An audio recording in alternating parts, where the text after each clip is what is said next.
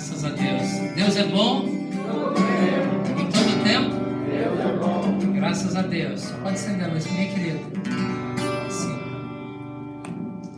Graças a Deus. Queridos, eu quero sem demora chamar o apóstolo Cristiano aqui. Irmãos, nós precisamos discernir o tempo do Senhor na nossa vida, não é verdade? O Senhor, Ele, para cada tempo, Ele espera de nós uma resposta. É isso que eu tenho aprendido. E vamos discernir esse tempo, esse dia, esses momentos. O coração do apóstolo Cristiano é demais. Vou falar para vocês. Sou fã dele. Eu tenho foto dele antes da fama já. Então, quando ele fica assim muito chique, eu falo assim, ó, eu não consigo mais vê-lo, mas está aqui a foto. Eu ligo para ele, eu mando mensagem. Apóstolo, vamos tomar um café? Ah, eu tô indo pro Japão. Ah, vamos tomar um café? Eu tô nos Estados Unidos. Daí eu mandei semana passada assim, se você estiver nesse continente, a gente pode estar junto.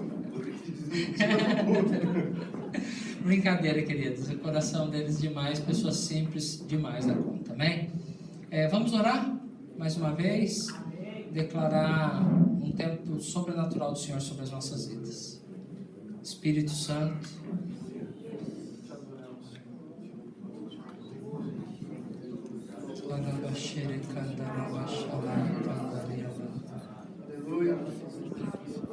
submeta ao Senhor esse tempo, submeta ao Senhor, ao teu governo, à tua direção, todo esse dia. Concordamos em fé, em unidade, que a tua vontade seja estabelecida e não a nossa. Declaramos, venha a nós o teu reino e seja feita a tua vontade. Declaramos isso sobre esta casa, sobre essa cidade, sobre este vale, sobre essa nação. Juntos em fé. Alexandre Kalaya da Shurikanda Rabashanda Lavakanda Arabashanda Lavakandere Bashala.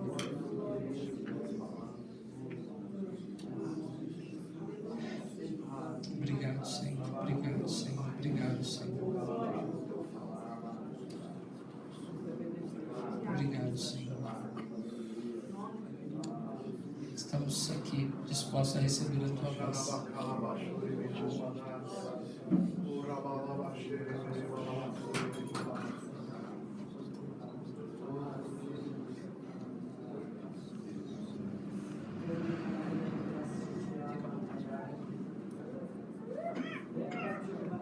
Senhor, nós te agradecemos por essa tarde, nós te agradecemos por esse tempo precioso de poder edificar a igreja, Pai, edificar a tua igreja diante dos teus fundamentos. Tua palavra diz que não pode ser colocado outro fundamento além de Cristo, e tudo aquilo que tem substituído Cristo na igreja possa ser arrancado, que os nossos olhos se abram, que a tua verdade, Pai amado, seja revelada ao nosso espírito. Quebra, Pai amado, todos os nossos sofismas, todas as nossas estruturas, Pai amado, que os nossos olhos sejam abertos na tarde de hoje. E eu sei que é isso que o Senhor tem feito nesse tempo, Pai amado, que todo o processo de desconstrução não nos deixe em ruínas, mas nos deixe preparados para sermos edificados. Em nome de Jesus, não é mais tempo, Pai amado, de pessoas desconstruídas, mas sem ser edificadas. Mas que a desconstrução venha seguida da edificação, e nós entregamos essa tarde nas tuas mãos. Sabemos que hoje é um dia profético, sabemos que o Senhor tem algo no dia de hoje de diferente. Nós sabemos que o Senhor tinha programado o dia de hoje, e eu quero colocar a vida de cada um dos meus irmãos que estão aqui nessa tarde, que estejam abertos, que estejam sensíveis à tua voz e para aquilo que o Senhor vai construir. Nós cancelamos e repreendemos agora todo cansaço, toda desatenção, amado, toda tentativa do inimigo de atrapalhar ou roubar a tua palavra. Nós paralisamos agora e declaramos liberdade no Espírito, em nome de Jesus. Amém. Amém? Você pode se sentar, por favor. Não pode ser a garrafinha.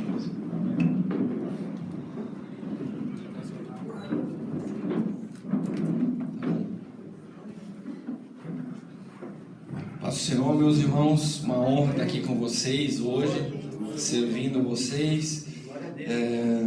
eu não posso, é chato fazer isso na casa da pessoa, mas eu tenho que desmentir esse cara.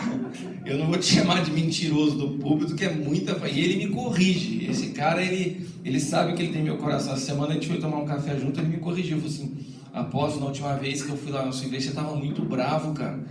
Você chegou a ser mal educado com as pessoas. Eu falei assim: putz, pode falar que eu recebo, Alex, você... E ele me corrigiu e eu recebo a correção. Então hoje eu falei para ele assim: eu posso falar bravo ou não, né? Na casa dele. Mas ele já começa falando mentira, daí não tem jeito, cara. Brincadeira, eu amo você, viu? Mas a gente tem servido ao corpo de Cristo há mais de 20 anos, né?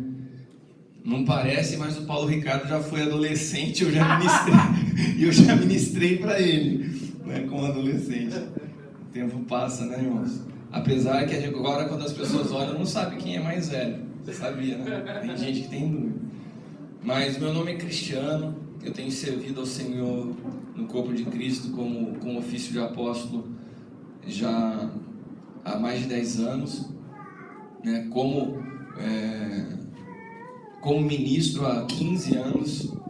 Nós temos caminhado dentro de um entendimento de 5 ministérios há aproximadamente 12 anos, quando pouco se falava sobre ministério apostólico, profético no Brasil, e nós entendíamos que a visão de Deus para a edificação do corpo de Cristo está descrita em Efésios 4:11, que Deus deu uns para apóstolos, outros para profetas, pastores, evangelistas e mestres, para o aperfeiçoamento dos santos, para que todos possamos alcançar a estatura do varão perfeito que é Cristo.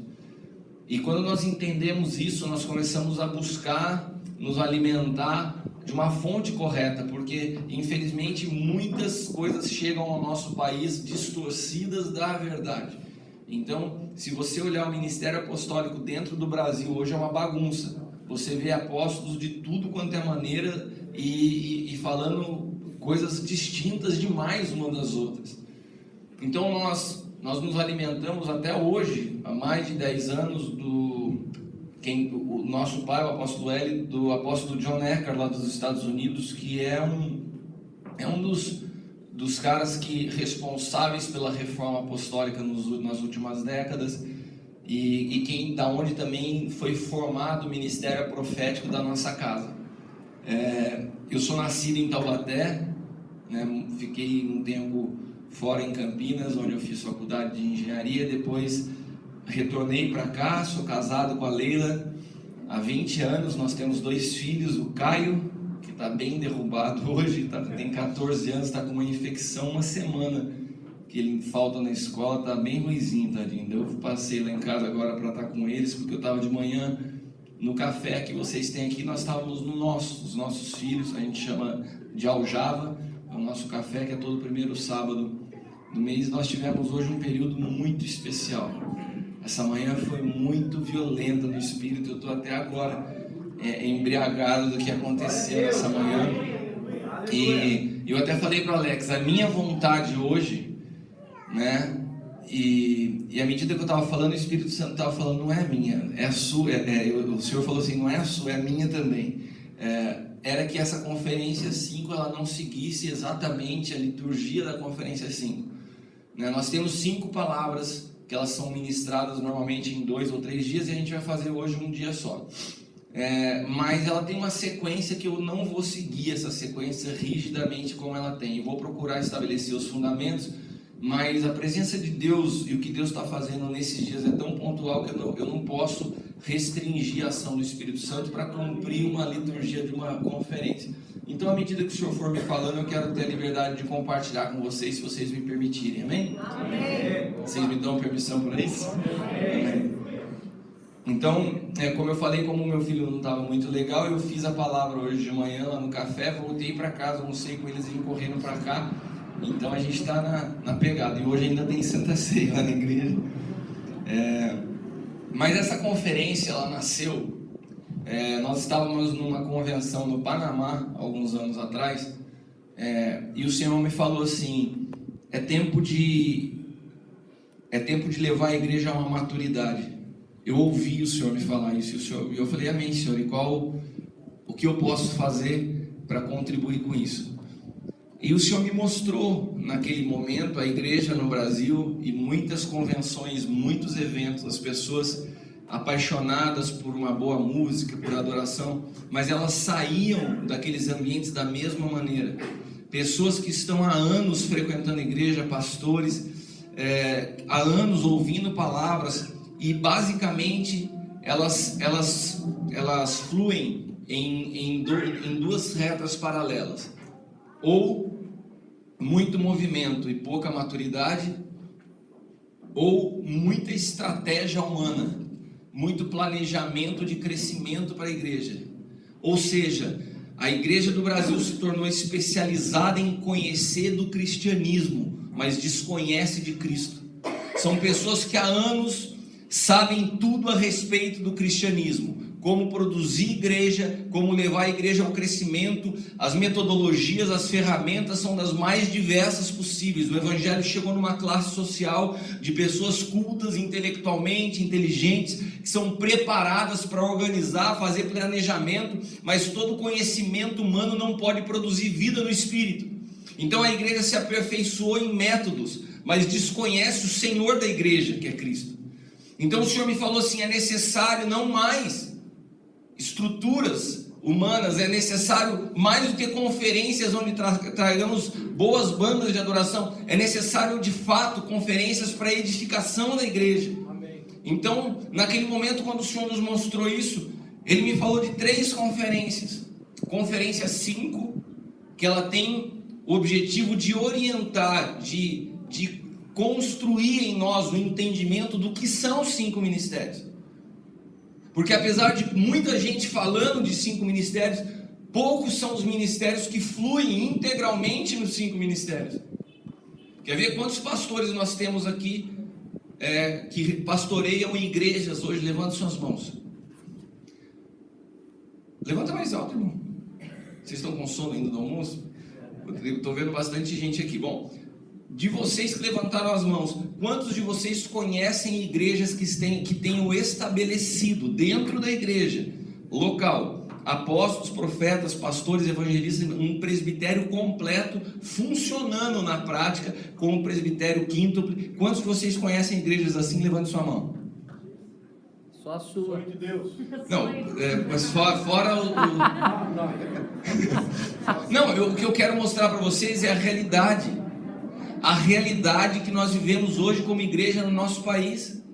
As pessoas falam do ministério apostólico, as pessoas falam do ministério profético, as pessoas falam, mas você não vê isso funcionando na prática. E isso não pode ser privilégio, ou não pode ser algo que fique retido a um ministério. Isso é a realidade do projeto de Deus para a igreja. Amém. Então nós precisamos ensinar sobre isso, no sentido de servir, não como alguém que sabe mais e está numa plataforma de conhecimento superior. Não é isso. No sentido de servir o corpo de Cristo. Então nós não estamos aqui nessa manhã porque somos melhores, superiores, ou temos o que ensinar a vocês. Nada disso. Nós estamos aqui para servir vocês e compartilhar um pouco daquilo que o Senhor tem falado conosco. Amém? Aquilo que você achar que é bom, você retém e toma para a tua vida. O que você achar que não é bom, não é do Senhor, é da minha parte. Você me perdoa desde já, em nome de Jesus. Amém? Está combinado assim? E junto com a conferência 5, o Senhor nos falou de mais 2 conferências, que eram a conferência Cristo, vivendo a realidade do novo pacto, que nós explicamos a centralidade de Cristo, que é impressionante, porque parece que a gente fala tanto de Cristo, e quando você começa a fazer essa conferência, você olha as pessoas assim, é um desconhecimento total daquilo que falam, né? E a outra, que é a conferência Voz, que explica um pouco mais a fundo o ministério profético. Nós aprendemos que o ministério profético não se trata de falar da parte de Deus, se trata primeiramente de ouvir a Deus. Quem não ouve a Deus não tem nada para falar a respeito de Deus. Então a conferência Voz, ela abre uma primeira porta para o teu entendimento profético, né? E depois aí vai. Mas aprove a Deus que a gente nessa... Nossa, ficou bonito falar isso, né? Aprove a Deus. A conferência profética vai ter aqui mês que vem. Mês que vem vai ter a conferência Voz aqui, a conferência profética. Nessa eu não estarei presente, mas o profeta Paulo Ricardo estará aqui ministrando, juntamente com mais alguns profetas. E essa conferência não é uma conferência, essas conferências não são uma conferência nossa, não é uma conferência minha, né? Nós, alguns apóstolos, profetas, alguns ministros que caminham junto, eles participam dessa construção junto. Então, por exemplo, hoje, a última palavra dessa conferência, quem vai estar ministrando é o apóstolo Cris de Pinda. Ele não é do Sonho de Deus, ele é de um outro ministério, e ele estará ministrando. Então, não é uma conferência que é propriedade de uma pessoa. À medida que nós vamos vendo que isso vai se tornando uma realidade na vida, outros vão somando a essa equipe, porque a ideia é servir ao corpo de Cristo. Amém? Então, amanhã pode ser que você também seja convidado a estar ministrando uma conferência 5 comigo em algum lugar, porque a ideia é que isso se multiplique, que a gente possa reproduzir o modelo divino. Deus não tem compromisso com a tua criatividade, Deus tem compromisso com o projeto que Ele tem de edificação da igreja. Você sabe que o grande problema nosso começa pelo desconhecimento. Vocês me permitem descer? Eu estou muito longe de vocês. Pode ser? Fica ruim para filmar? Cara, é a sua casa. Mas vai ficar ruim para tua. Você está todo aparatado. Cara, não, você que manda. Não mexe. Vamos lá. Vamos.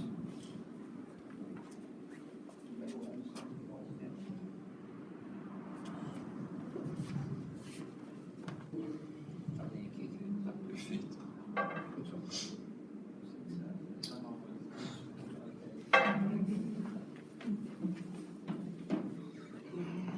A primeira coisa que nós temos dificuldade de entender é o que é a igreja.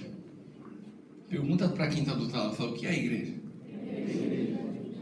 Você que é pastor de uma igreja, como nasceu o teu ministério, como nasceu a tua igreja? A minha pergunta é, você foi enviado por alguém? Ou você decidiu abrir a sua igreja porque você não concordava com seu pastor, porque as igrejas estão nascendo assim? O que é a igreja? Eu tenho um grupo de pessoas já que eu já juntei, eu consegui alugar um salão e já tenho umas cadeiras. Isso não é igreja, meu irmão. Um agrupamento de pessoas, cadeiras, né? E um salão alugado não é igreja. A igreja, ela nasce de um fundamento que é Cristo, ela nasce de um envio apostólico, porque o fundamento da igreja é apostólico e profético.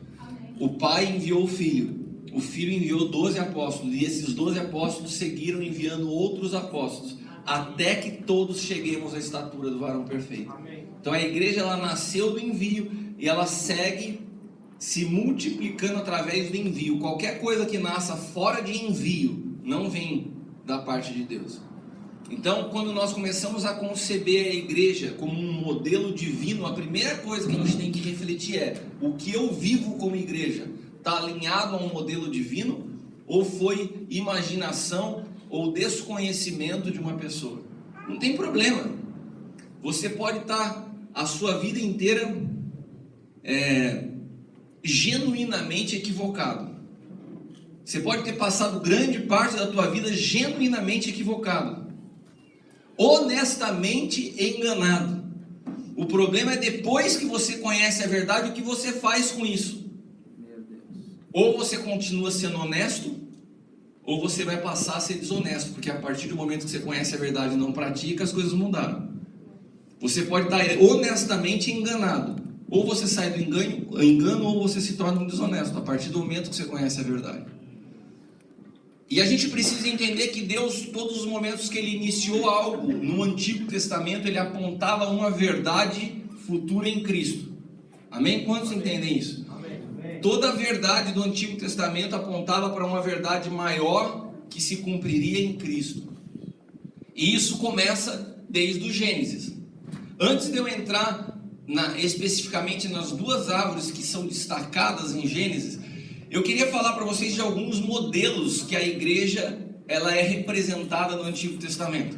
Alguém pode citar um primeiro modelo que simboliza a igreja? A arca, pode ser? A arca é um símbolo da igreja, sim ou não? Sim. Sim.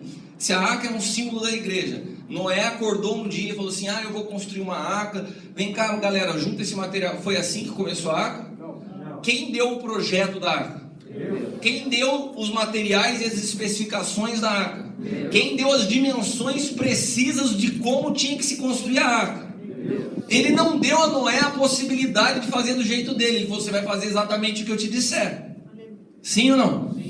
Beleza, quando a gente sai de Noé e vai para Moisés, nós vemos então a construção do tabernáculo. Da onde nasceu o projeto do tabernáculo? Da cabeça de Moisés ou de um desenho dado precisamente em cada detalhe por Deus? Havia o pátio exterior, havia o lugar santo, havia o lugar santíssimo, havia o que se colocar no lugar santíssimo, havia os detalhes, inclusive da textura do tecido, das cores, tudo era especificamente detalhado. O tabernáculo era um símbolo do quê? Da igreja. Da igreja que acima de tudo retrata a tua vida. O pátio exterior é um símbolo do teu homem exterior, que é formado pelo teu corpo, a tua alma. O lugar santo, ele simboliza o teu homem interior, que é formado pelo Espírito que habita em você, o teu Espírito e o Espírito Santo de Deus.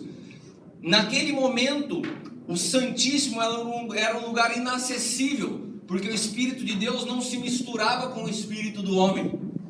Quando Jesus vai à cruz e o véu do templo é rasgado, então acontece algo que nunca tinha acontecido na história, inédito.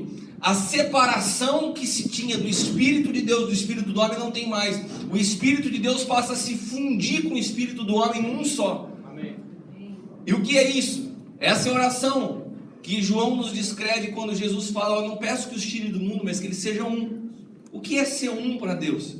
Essa fusão de Espírito, que não tem maior simbologia do que isso, do que o casamento.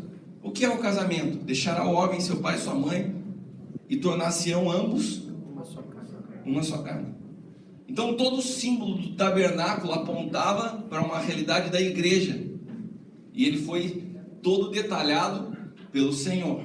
E depois nós vemos o templo de Salomão, que na verdade foi um desejo do coração de Davi. Deus nunca tinha planejado construir um templo, mas um dia Davi chega para o Senhor e fala: Senhor, eu vou construir um templo, Senhor, não tem condições eu estar nesse palácio aqui, o Senhor ficar numa tenda. Vamos fazer um negócio mais bonito para você, Senhor. E o Senhor falou: tá bom, Davi, não estava nos meus planos, mas eu vou comprar a sua ideia. Gostei da ideia. Só tem uma coisa: o projeto é meu. Você faz a obra, o projeto é meu. Davi pode ter até pensado assim: mas a ideia foi minha, Senhor. Não tem problema, mas tudo que acontece na terra, o desenho tem que vir no céu. E daí ele começou então a passar o detalhamento de como seria o templo para Davi, e falou: só uma coisa, Davi, não é você que vai construir isso aí não, porque para mexer com as minhas coisas, tem que ter as mãos limpas, e a sua mão está derramada, a sua mão derramou sangue, então teu filho faz. Beleza. Do que a gente está falando aqui? De outra sombra da igreja. Olha para a tua mão aí, sua mão está apta a tocar uma obra que é divina e não tua? Você tem o hábito de falar minha igreja? Algumas coisas na sua vida vão mudar. Amém? Então nós vemos a arca, nós vemos o tabernáculo, nós vemos o templo, e tudo isso aponta para a igreja, e tudo isso nasceu de um modelo divino. Se tudo isso nasceu de um modelo divino e apontava para a igreja, quando a igreja é estabelecida, se aquilo que era sombra teve esse nível de detalhe, quando a realidade toma forma, você acha que o nível de detalhe mudou? Você acha que Deus permite que a gente faça da igreja aquilo que a gente acha legal? Você acha que Deus dá liberdade para a nossa imaginação? Você acha que Deus deixou Noé e falou assim: ah, Senhor, mas eu acho que ficaria tão legal nessa arca a gente colocar umas bandeirinhas? Para, Noé. Não preciso da tua criatividade, só preciso que você me obedeça. A igreja não é lugar para você inventar moda. A igreja é um lugar para você obedecer um modelo que existe. Meu Deus! E daí, quando a gente desconhece isso, nós vemos a triste realidade de pessoas que, por desconhecerem a igreja, começam a estabelecer no ministério sua tentativa de realização pessoal. O cara deu errado em tudo que ele fez no mundo, ele vem para a igreja para tentar se realizar, e ele vai construindo o seu modelo de igreja. Não, porque eu já passei por outro ministério, lá não tinha amor, lá não tinha isso, agora eu vou fazer um que é perfeito. Não é teu, cara, não é do teu jeito, não é do teu modelo. A igreja só nasce se você compreende primeiro qual é o modelo dele. e o modelo que ele estabeleceu. Porque ser igreja, resumidamente, eu quero te falar algo que eu sei que você acha que você entende, mas poucos têm a capacidade de entender o que é isso. Ser igreja é ser transporte do Filho de Deus na terra. Amém.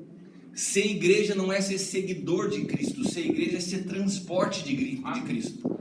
Há uma diferença muito grande entre caminhar olhando alguém de longe e carregar alguém dentro de você. Para você carregar alguém dentro de você, não tem como ser dividido. Não tem jeito, não tem reino dividido. Ele falou sobre isso. Olha para quem está do teu lado, dá uma olhada assim, ó. Isso aí que você está vendo é um reino. Cada um de nós carregamos o reino. Quando Jesus chegou, ele disse: o reino é chegado. Quem estava chegando era ele. O reino de Deus se manifesta na pessoa de Cristo. Quando eu olho para uma pessoa, eu estou vendo um reino. E a palavra de Deus diz que não há reino dividido. Sabe por quê? Porque só há reino de Deus quando você morre para você e Cristo governa a sua vida.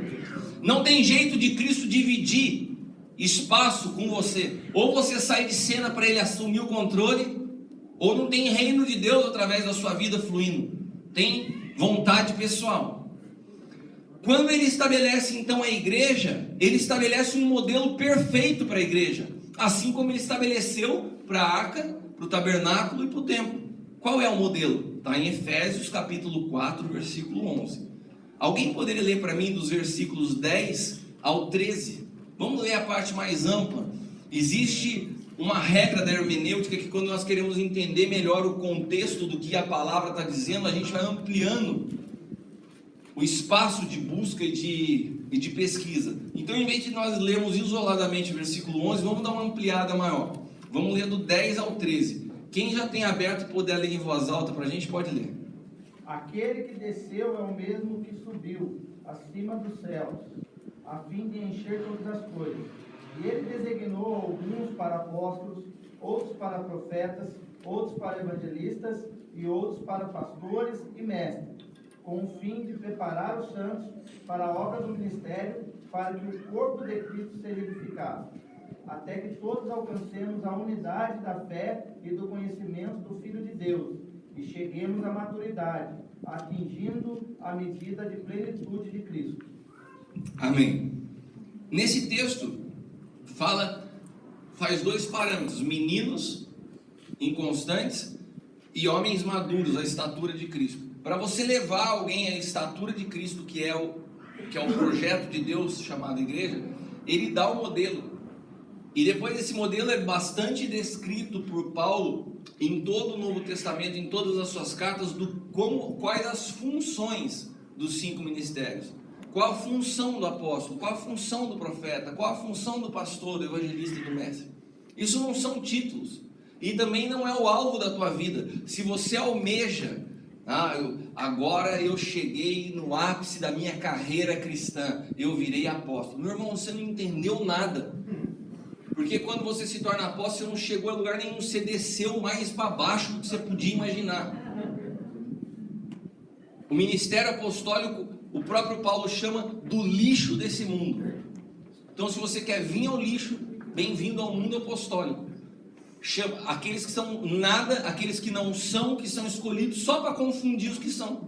Então Deus olha aqui, não vale nada, vou pegar isso aí, que quando o povo olhar, fala: putz, se ele é apóstolo, então, pelo amor de Deus, né? Esse é o ministério apostólico que a gente cria, por falta de entendimento, uma hierarquia que não existe. Os 5 ministérios, eles trabalham de forma nivelada com a mão de Deus para a edificação dos santos. Agora, para que a gente chegue em tudo que vai ser falado no dia de hoje a respeito dos 5 ministérios, a primeira coisa que precisa haver em nós é o entendimento que aquele que é gerado na carne é carne, quem é gerado no espírito é espírito. Não se discerne coisas espirituais tendo uma natureza carnal. Vão ter coisas que você vai ouvir hoje, e eu não tenho a capacidade, nem posso, nem está em mim a autorização para te julgar. Mas vão ter coisas que você vai ouvir hoje que você não vai entender. Mas elas vão ficar aí guardadas no teu espírito e registradas no espírito, até que um momento ela seja ativada na sua vida. Amém. Abra sua Bíblia em Romanos capítulo 1, versículo 25.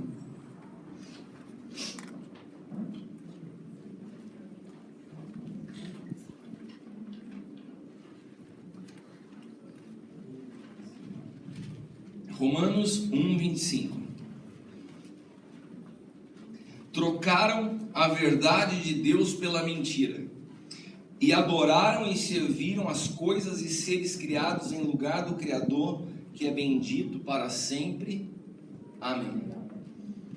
Paulo, quando ele escreve aos Romanos, ele tem uma experiência. Paulo foi um cara, eu tenho uma profunda admiração por ele, porque Paulo teve a capacidade de organizar tudo aquilo que ele recebeu no Espírito em forma de cartas, de maneira que hoje nós pudéssemos entender algumas coisas.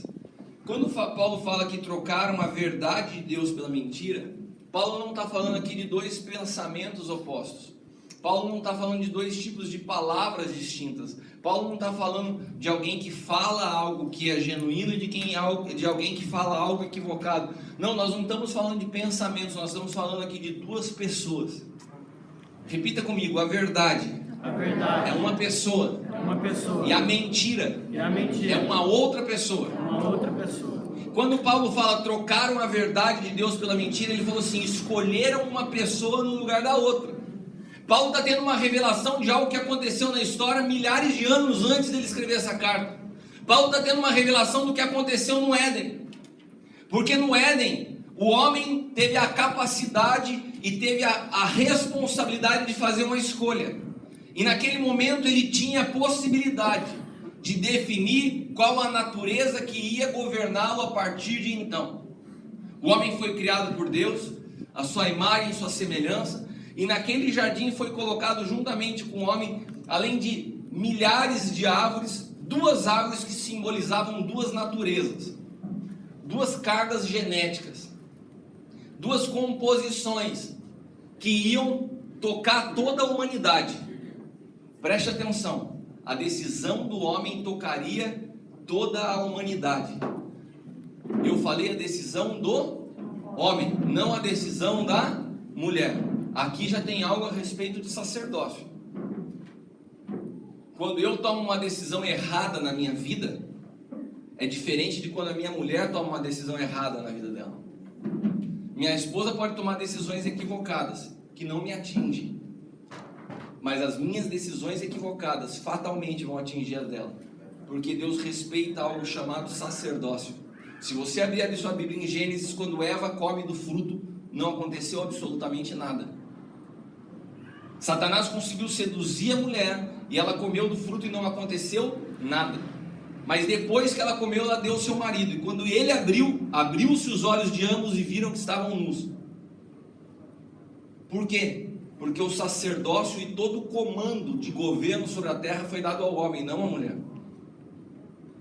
Quando Satanás consegue tocar através de Eva a vida de Adão, ele não tocou Adão, ele trocou toda a raça humana. Porque Deus ele não cria as coisas da maneira que eu e você criamos. Deus não começa do começo, Deus começa do fim. Eu sei que você não vai entender isso, mas Deus criou todas as coisas já existiam em Deus. Eu e você já existíamos em Deus. E sabe o que ele fez depois que ele criou tudo? Ele viu que era bom e juntou tudo, encapsulou na forma de uma semente e colocou dentro de Adão. Todos nós estávamos lá. Ele já tinha criado tudo, ele já te conhecia na eternidade passada, antes de você vir a existir, ele já te conhecia. E ele te fez ser encapsulado na forma de uma semente na vida de Adão. Por isso que quando ele pecou, todos nós pecamos juntos. Porque nós estávamos nele. Mas se por um homem entrou um pecado, por um único homem também entrou a salvação. E por quê? E por que entrou a salvação? Porque ele foi enviado como uma semente que não tinha a mesma natureza de Adão. Ele foi enviado pelo Pai como uma semente incorruptível. Era a guerra de duas naturezas. A natureza adâmica que imperava em toda a humanidade, e só tinha uma maneira de uma nova natureza vir, que não surgisse de Adão. Então Deus envia o seu único filho na forma de uma semente, num ventre puro, para que uma nova natureza pudesse ter espaço na humanidade. Hoje, na raça humana existem duas naturezas só: Adão e Cristo. Pergunta para quem está do teu lado, em qual delas você está? É possível você passar a sua vida toda dentro da igreja numa natureza adâmica. É forte. É forte e perigoso, irmão. Você pode passar a sua vida inteira dentro da igreja na natureza adâmica. E qual é a raiz da natureza adâmica, meu irmão? Tinham duas árvores no jardim. Qual foi a árvore que Adão comeu? Conhecimento do quê? Do bem e do mal. Então repita comigo: do bem, e do mal.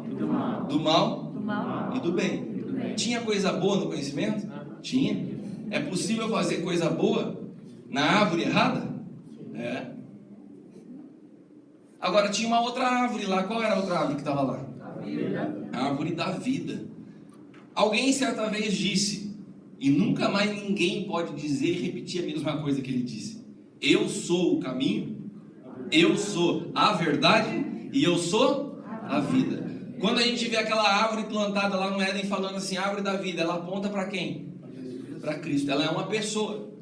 E a árvore do conhecimento do bem e do mal? Ela aponta para qual pessoa? O conhecimento, ele reside em algo interessante que se chama orgulho. Todo excesso de conhecimento produz orgulho. Todo soberbo é soberbo no seu conhecimento. Teve alguém um dia que falou assim: meu, que historinha é essa de só ter um Senhor aqui? Eu consigo chegar no lugar dele e ser igual a ele. Nesse momento, essa criatura foi lançada do seu lugar.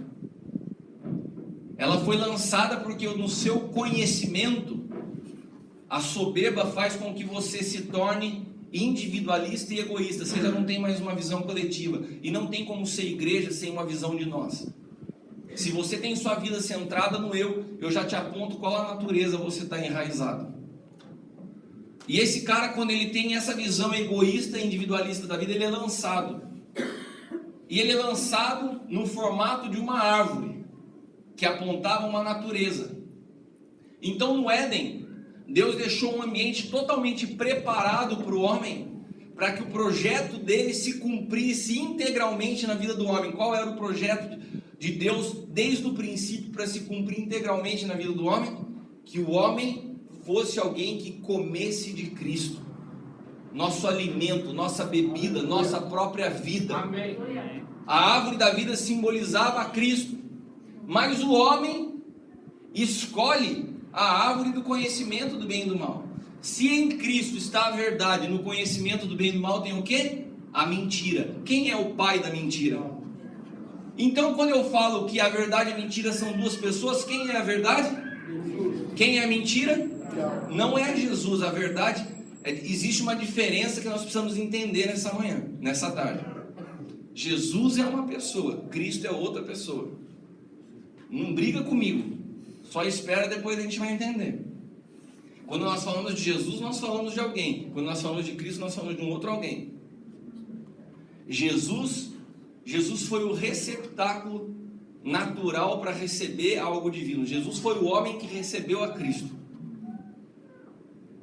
E se ele como homem recebeu a Cristo, ele era a própria manifestação de Deus sobre a face da terra como homem. Jesus, o Cristo. Nós abreviamos e falamos Jesus Cristo, mas era Jesus, o Cristo. Amém? Amém. Sabe por que você precisa entender isso? Porque ele veio como unigênito do Pai. Repita comigo: Jesus manifestou a Cristo como unigênito do Pai. Mas depois que ele foi para a cruz, ele nunca mais foi chamado de unigênito. Ele passou a ser o primogênito, porque ele fez com que eu e você carregássemos da mesma maneira o mesmo Espírito que ressuscitou a Jesus dentre os mortos, que é o Espírito de Cristo ressuscitado. Ele habita em mim e em você. Você consegue entender a dimensão de quem você é em Deus no Espírito? Agora, qual é a grande oposição a isso? É o conhecimento. A árvore do conhecimento. Porque quando você não tem a verdade e você não tem conhecimento, você tem um vazio, você tem um gap, você tem um vácuo que pode ser preenchido. Agora, quando o vazio de Cristo é preenchido por conhecimento, você se depara com o pior tipo de pessoa que existe na Terra. Porque ela não conhece a Cristo, mas ela acha que ela não tem a Cristo, mas ela acha que ela tem pelo conhecimento que ela tem. Pode ser que você tenha por muitos anos conhecido tudo do cristianismo, já leu a Bíblia 3 vezes, já estudou hebraico, grego, você tenha sido formado nas melhores faculdades de teologia, e eu quero te dizer, isso te tornou um bom teólogo, não um filho de Deus. Eu sou contra a teologia? Não, eu estudo teologia. Eu sou contra estudar? Não, eu sou formado, tenho pós-graduação. Eu não sou contra o conhecimento, eu só ponho o conhecimento no lugar dele. Não serve para nada, como Paulo disse. É lixo para que eu possa ganhar a Cristo. Quantos estão entendendo? Amém. Então nós estamos lá na verdade e na mentira. O homem vai e escolhe comer da mentira, a árvore do conhecimento do bem e do mal. Os seus olhos se abriram. Ele começou a ver o que ele não via. Viram ambos que estavam nus, eles já estavam nus. Por que eles só viram depois que comeram? Porque junto com o pecado entrou a malícia, entrou a vaidade, entrou a soberba e entrou uma raiz terrível que se chama individualismo, egoísmo. Amém? Amém, irmãos? Amém. Essa conferência é uma conferência de fundamentos. Se você não estiver ligado aqui comigo, você perde o fio da meada. Vai chegar à noite, você vai estar boiando. Esse começo é fundamental para o teu entendimento, para algo que Deus está construindo no teu espírito. Amém? E nós vamos construir isso juntos.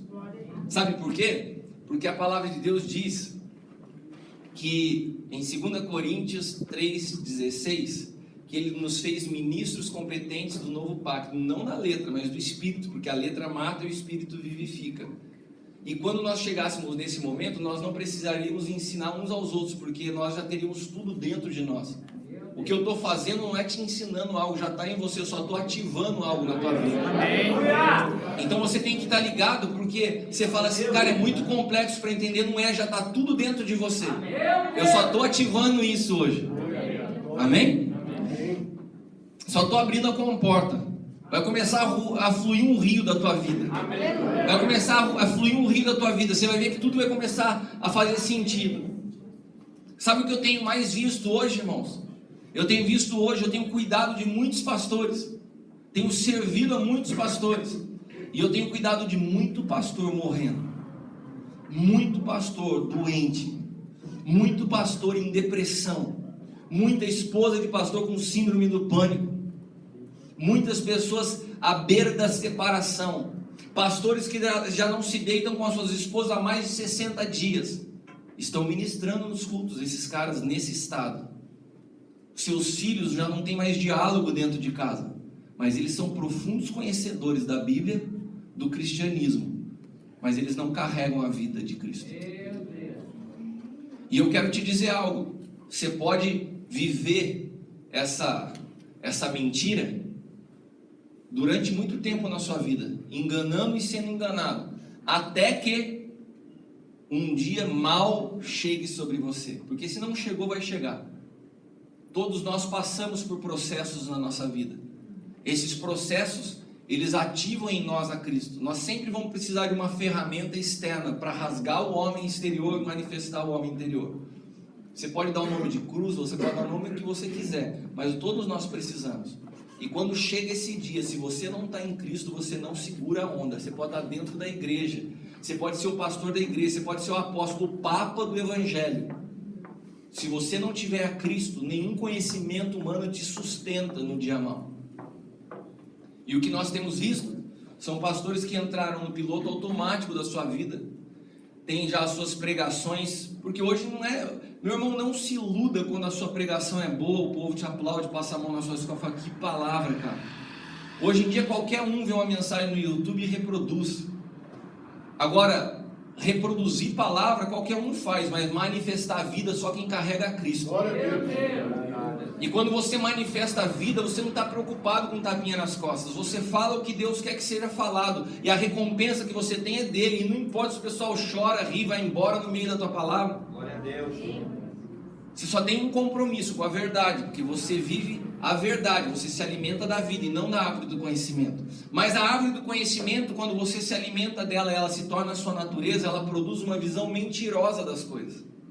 Repita comigo, uma visão mentirosa. Uma visão mentirosa.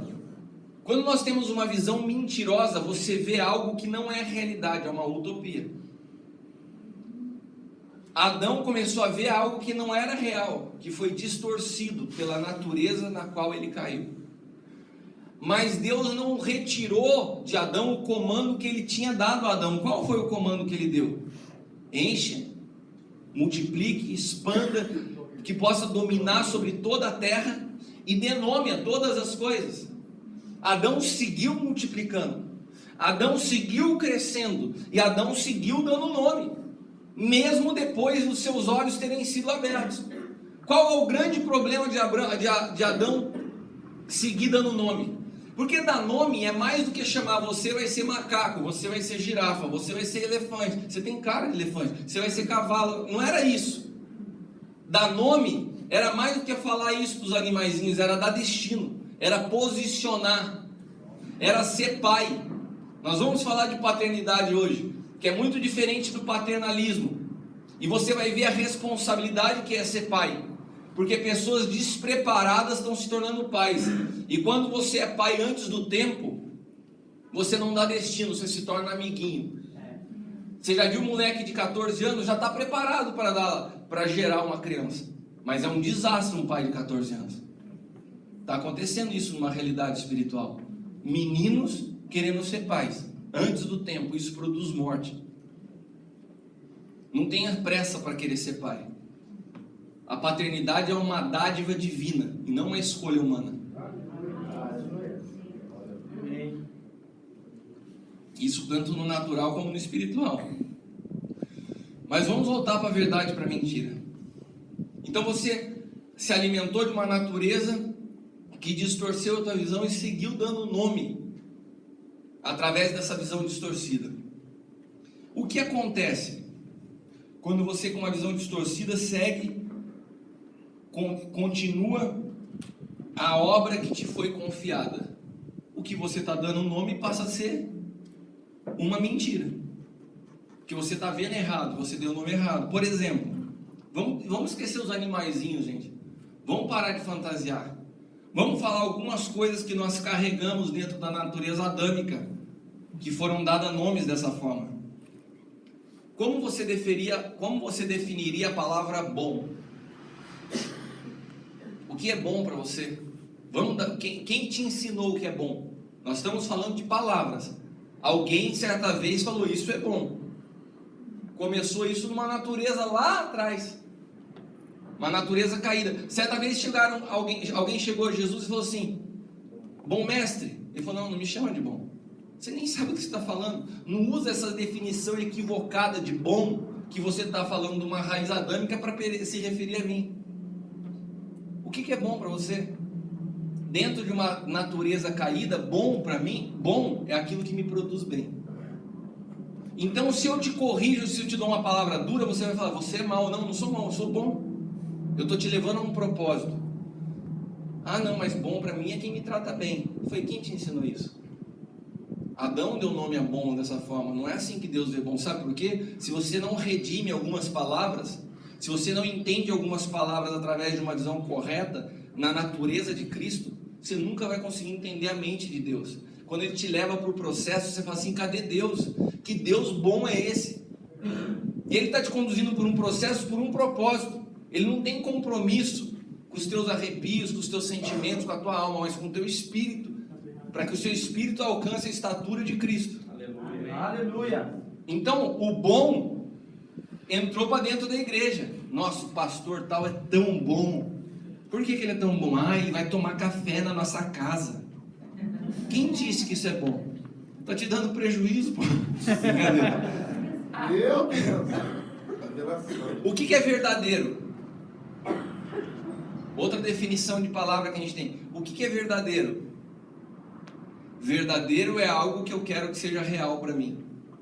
Então a minha definição de verdadeiro é aquilo que eu acho que é real para mim. O que é grande? Nossa, a igreja do cara é grande. Ministério do cara é grande. O que é grande para você? Se a tua definição de grande é isso, é quantidade de pessoas, o ministério de Jesus foi um fracasso. E foi pequeno. Foi um ministério pequeno e fracassado. Sabe por quê? Porque dentro de uma natureza adâmica, e que a gente traz para dentro da igreja, grande é o que produz resultado. E Jesus nunca se preocupou com o resultado, mas ele se preocupava com o fruto. Resultado você consegue produzir através de método, fruto só através da vida. Pode ficar treinando método, meu irmão, métodos de crescimento, vai dar certo, vai crescer. Uma igreja cheia de gente vazia. Porque os métodos produzem quantidade e resultado, mas não produzem vida. O que é bonito para você? Bonito para você é algo que tem um estereótipo agradável à tua vista? Você sabe que certa vez o próprio Espírito de Deus repreendeu Samuel, porque ele foi escolher Davi e ele viu por uma maneira exterior. Mas nós continuamos falando, cara, você precisa ver a igreja de fulano de tal, é tão bonita. Que casal bonito, por quê? Porque na frente dos outros está de mão dada e em casa o pau come? O que é beleza para você? Sabe, nós somos hoje a realidade da igreja de hoje é igual ao casamento. Quantos aqui já tiveram a oportunidade de ir a uma festa de casamento ou a um culto evangélico de casamento? Culto evangélico de casamento, cara, quando você estiver meio em deprê, entra de bico num casamento pra você dar um pouco de risada. Cada coisa que você vê, meu irmão. Agora tem algo, eu não vou falar dos micos gospel, hoje não é o tema da mensagem, mas vamos falar de uma realidade comum a todo casamento. Entopem a igreja de buquê de flor. É flor para tudo quanto é lado. Você não sabe se você entrou num velório ou num casamento, mas tem muita flor. Sempre, todo casamento tem muita flor. Eu não sei onde nasceu isso, mas é assim. É assim ou não é assim? E para se não bastasse toda a flor, daí começa umas abelhinhas. No dia do meu casamento tinha tanta abelhinha nas flores, que pega a filmagem do meu casamento, eu tô assim, ó, o tempo inteiro que elas vinham na minha boca. De tanta flor que tinha no negócio, pô, verdade. Bom, e daí, cara, aquela cena maravilhosa, né? Tá o noivo aqui tremendo. Eu já tive algumas oportunidades de fazer casamento que eu pensei assim, cara, esse cara vai desmaiar. Suava frio, branco. Eu não sei se é emoção ou se é arrependimento, né? Mas o cara tá lá, daí de repente vai entrando a noiva. E o que ela leva na mão? Um buquê de flor. E o buquê de flor é uma coisa muito interessante. Porque o buquê de flor são escolhidas normalmente flores muito bonitas, né? Muito bem apresentadas, muito bem envolvidas, às vezes tem um laço e tal. E aquilo ali é para agradar a nossa vista. O que a flor faz dentro de um ambiente como esse? Só agradar a vista, não é isso? A mulher com aquele buquê na mão, algo muito bonito, e é uma quantidade. A flor é um ser vivo? Sim ou não? Sim, ela tem vida. Agora, quando ela está no buquê, ela está viva ou está morta? Mas ela apresenta algo bonito. Qual que é a realidade da igreja hoje? Tem uma aparência bonita, mas seu interior está morto. É a igreja do buquê de flor. Tem um exterior que agrada aos olhos, mas não sabe nem como produzir vida. Porque você pode ter mecanismos de crescimento, mecanismos para isso, para aquilo. Olha, curso disso, curso daquilo. Agora tem coaching gospel. Até isso você tem hoje dentro da igreja. Mas para como gerar vida não tem jeito, porque o autor da vida é só um. Agora, por que nós vivemos essas definições mentirosas de algumas palavras? A beleza é o que tem um exterior legal. Grande é o que me produz resultado. Bom é o que me faz bem. Da onde veio isso? Da natureza adâmica, que reside ainda em grande parte das pessoas que estão hoje frequentando as igrejas. Sabe quando Jesus estava para se manifestar? Um profeta libera uma palavra e fala assim: eis que o machado está posto à raiz. O que ele estava falando? Deus vai julgar a natureza adâmica. Só tem uma maneira de você ser livre dessa natureza: você passar por um processo de morte e nascer de novo. Foi o que Jesus falou a Nicodemo. É necessário que você nasça de novo. Você tem que perder sua natureza adâmica para que a vida de Cristo seja formada em você. E daí você vai trocar o conhecimento pela verdade. Você vai conseguir ver as coisas por outra ótica. Daí sucesso não é uma posição que se alcança. é um estilo de vida que você carrega dentro de você. A paz, ela não está centrada em um momento de estabilidade de circunstâncias. A paz é uma pessoa que você carrega dentro de você. Ele é o príncipe da paz. Ele te dá paz quando o mundo está caindo aos pedaços. Então você começa a ter uma redefinição de todas as coisas. Agora, como fazer isso se você nasceu numa natureza adâmica, se você carrega essa natureza adâmica?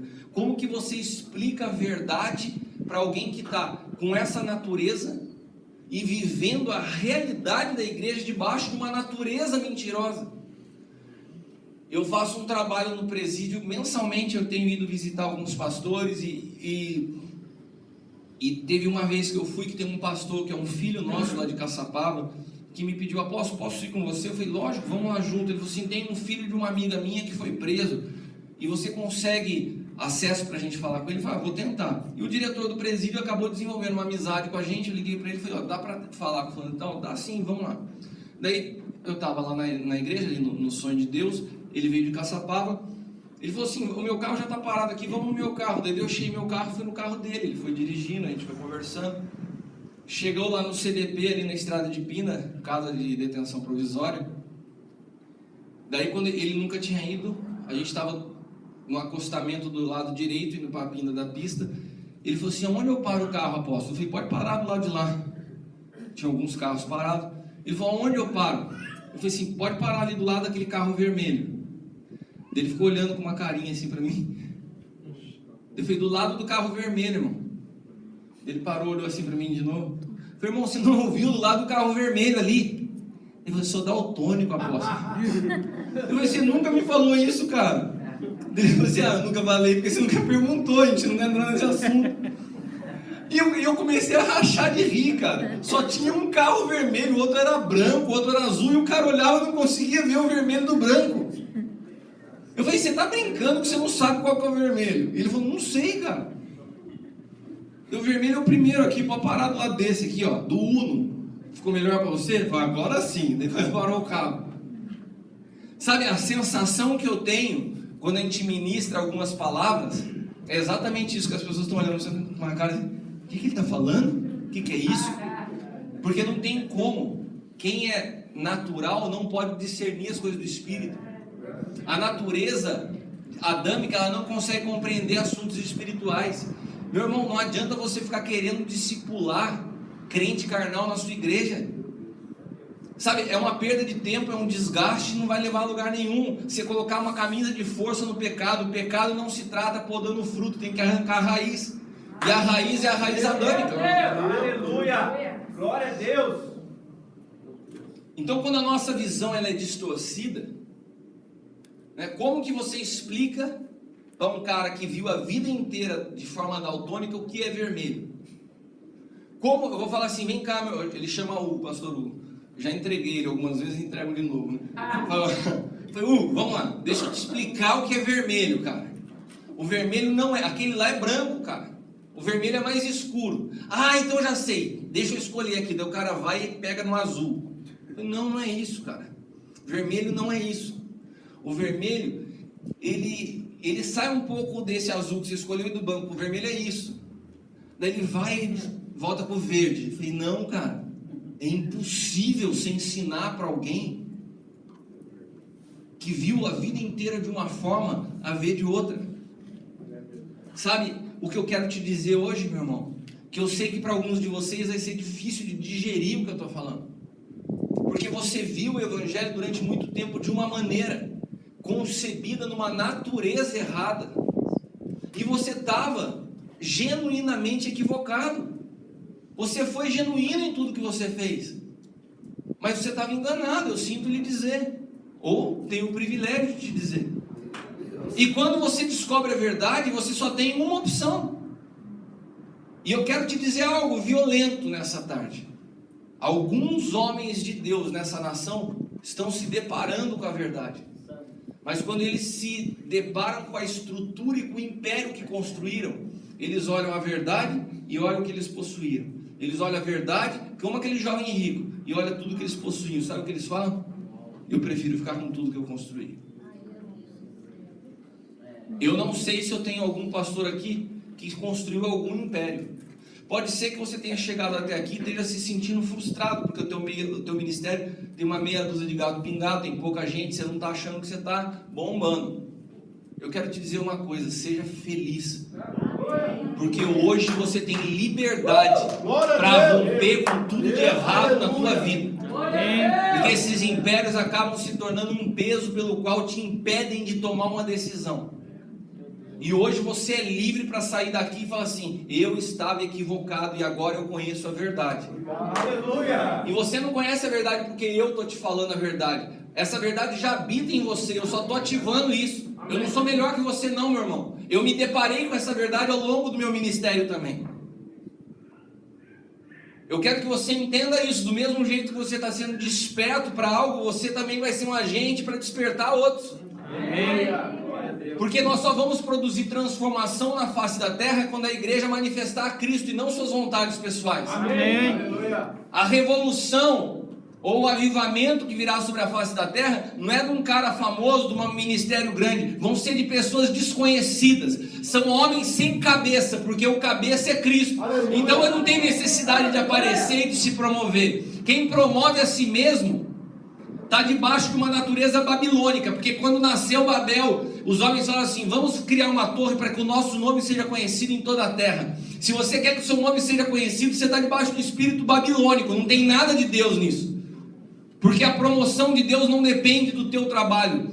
Deus chama Abraão em Gênesis capítulo 12, depois do que acontece com Babel em Gênesis 11, no capítulo 12 Deus fala assim: vem cá, Abraão, eu farei teu nome conhecido em toda a terra.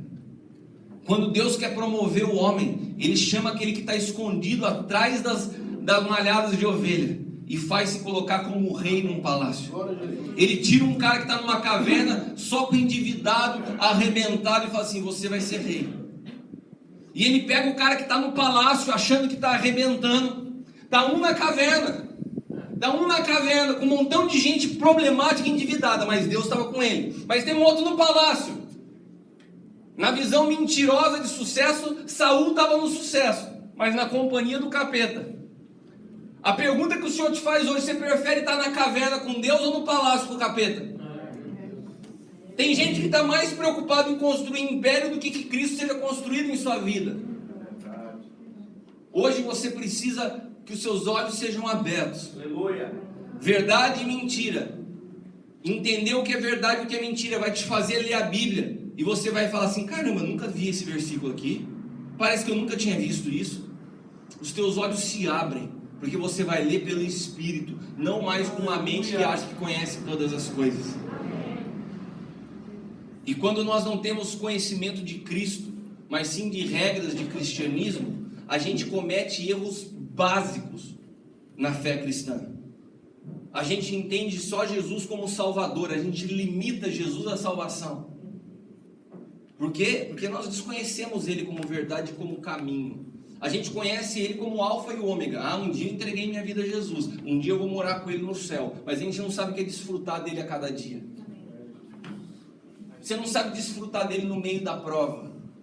Você está doido para passar do outro lado para cantar vitória para os seus amigos, mas você não sabe desfrutar de Jesus. Olha, quando Paulo estava caminhando em certa cidade, chegou uma menina e começou a falar assim: olha o homem de Deus, filho do Deus Altíssimo. O que ela falou era verdade ou mentira? Verdade. Verdade. Ela estava fazendo bem ou mal para ele? Mal? Vocês já estão na verdade ou vocês ainda estão no conhecimento? Vocês estão transicionando? Aos olhos naturais, ela não fez mal nenhum. Ela estava promovendo. O cara chegou na cidade, não tinha internet, não tinha rádio, não tinha televisão.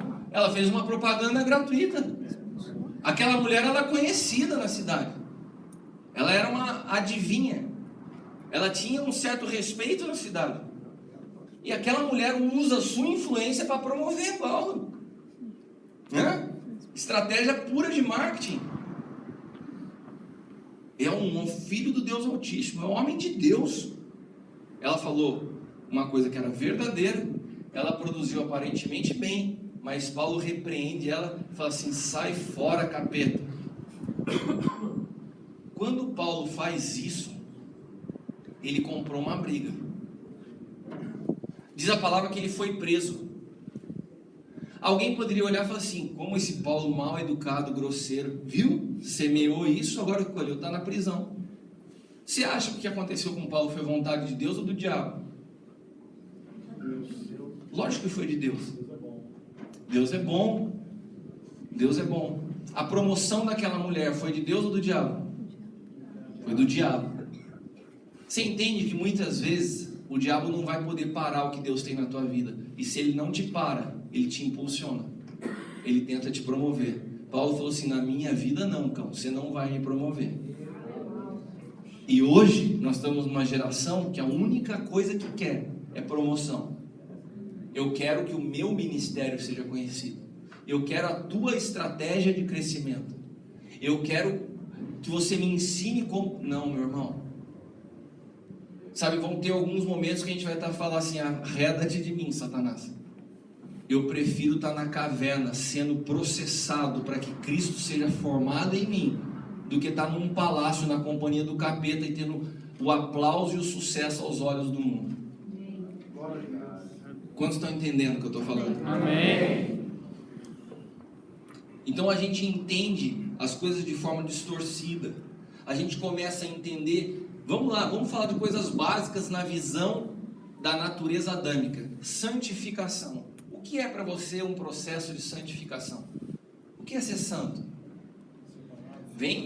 Eu ia fazer essa palavra agora, mas você falou, não quero ser... Mas eu falo assim, eu ia falar assim, não me venha com essa frase pronta que ser santo é ser separado, mas tudo bem, tá servindo. Porque se ser santo é ser santo, então a culpa é do pastor Alex, você é um cara obediente. Ser santo, mas não está errado, ser santo é ser separado, tá certo. Agora, qual que é o processo de santificação? Se ser santo é separado, eu tenho que ser um monge budista lá no Tibete, eu vou me separar do mundo. Porque o mundo jaz do maligno, e se santo é separado, eu não ando com você, você é pecador. É isso? É isso, não? Então, como que é o processo de santificação? Alguém pode me explicar, alguém pode me dar 7 passos para me tornar mais santo? Vamos escrever um livro juntos? 7 passos para a santificação, pessoal. Quem poderia dar um passo? Me dá uma dica, meu irmão, por favor. Eu estou com santos aqui, como que você fez para se tornar tão santo assim? Se alguém chegar aqui e te perguntar, olha cara, eu quero sair do pecado, eu preciso me santificar, me ajuda. Eu daria algumas dicas, gospel para essa pessoa. Assim, cara, compra uma Bíblia, vai ler a Bíblia. Não tem santo que não leu a Bíblia inteirinha. Bom ou não? Ler a Bíblia. Bom. Jejuar. Cara, jejua, você já emagrece um pouquinho, você vai mortificar a sua carne, e aproveita enquanto você tiver. Jejua por alguma coisa. Pede algo para Deus, eu estou fazendo jejum por isso. Isso é muito bom, isso é uma coisa que os crentes gostam de fazer, jejuar por algo. Daí mistura o regime, porque está precisando emagrecer, e já pede alguma coisinha junto, porque acha que o jejum vai deixar ele mais perto de Deus, e manda ver. 2 passinhos para a santificação. Outra coisa que também dá um ar de espiritualidade, fala que você vai orar no monte. Cara, os caras do monte, daí, e se você fizer assim, então, daí o cara vai falar assim, esse é de Deus. Hein? Vou orar no monte, já levanta a mãozinha. Nem vou falar a origem dos irmãos que estão aqui, né, cara? Nem vou falar. Quantos acham que os 3 passos estão bons até agora? Tem alguém contra esses 3 passos? Por favor, fale agora ou cale-se para sempre. Já sinto mais aqui. Então, a ler a Bíblia, jejuar, subir no monte, cara. Sou cara de monte, né? Qual outro passo que a gente podia falar? Santificação. Oração. Caramba, o povo da intercessão são os mais santos.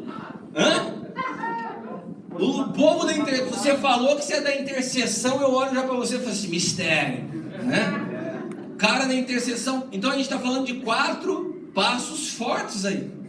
Quem acha que esses 4 passos estão certos, levanta a mão. Quem acha que está errado? Quem não acha nada, não está afim de falar comigo, eu estou olhando uns caras meio emburrados, não tem problema. Não tenho medo de cara feio, meu irmão, pode continuar aí.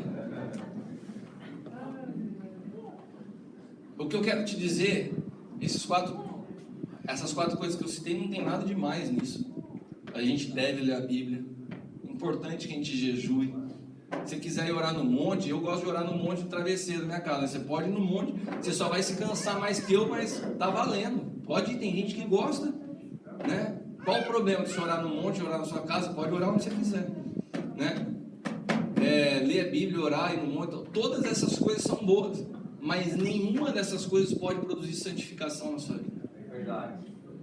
A palavra de Deus diz que Ele nos santificou. Glória a Deus. Ele nos transportou do império das trevas para o reino da sua maravilhosa luz. Então eu quero te falar algo através da verdade e não do conhecimento a respeito de santificação.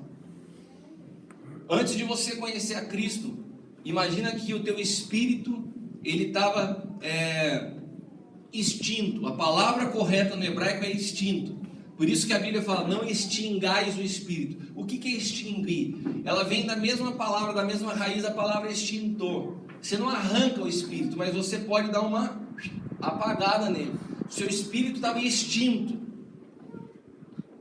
E quando o seu espírito estava extinto, quem governava e comandava a sua vida?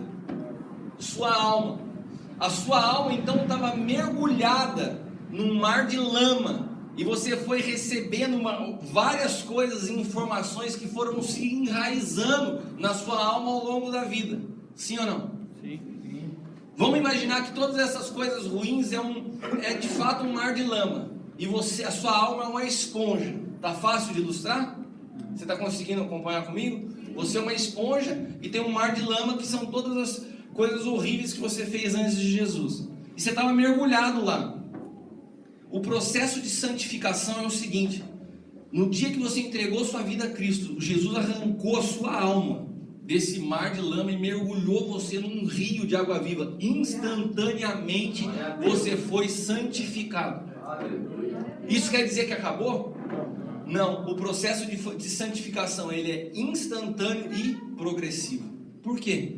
Porque vai um tempo para que toda essa água que agora você está mergulhada possa permear toda essa esponja que estava impregnada de sujeira. Mas você tem alguma coisa que você faça nesse processo? Não, só se render e ficar na água. Se você está na presença dele, é ele que faz tudo em todos. Não tem nada que você possa fazer. Amém. Nós precisamos entender que a mente adâmica, ela reside no fazer. E a mente de Cristo, ela consiste no estar. Sabe, hoje a gente vem falando pessoas, não, eu vou entrar no meu secreto, no meu quartinho. Cara, o que é secreto para você? Secreto é um lugar que você entra, fecha a porta, fala assim, para mulher, agora eu vou pro meu secreto. Daí você entra no seu secreto, fica meia hora lendo a Bíblia, põe meia dúzia de louvor. Quando você abre a porta, o seu filho pede para fazer tarefa, você não enche o saco, moleque. Que secreto é esse que você entra e sai e não acontece nada na tua vida? Secreto não é um ambiente isolado. Isso não existe. Ninguém consegue compreender com uma mente clara o que Jesus disse quando você fala assim, entra no teu secreto. As palavras de Cristo eram palavras no Espírito, eram verdade e vida, não eram coisas literais, ó, vai lá no quarto, fecha a porta. Pelo amor de Deus, o novo pacto consiste na tua vida estar em Cristo. Ele é a videira verdadeira, nós somos os ramos.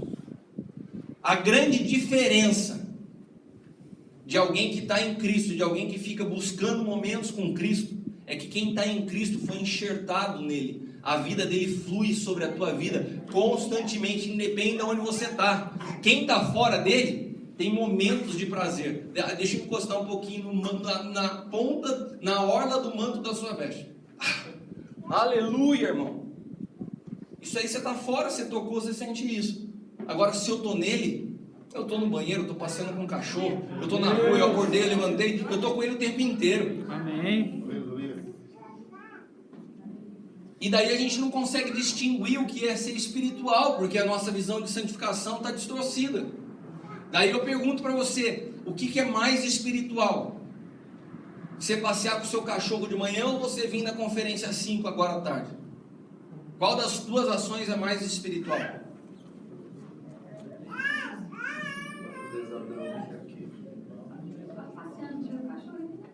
Você passear com o seu cachorro de manhã ou você vir na conferência, qual ação é mais espiritual?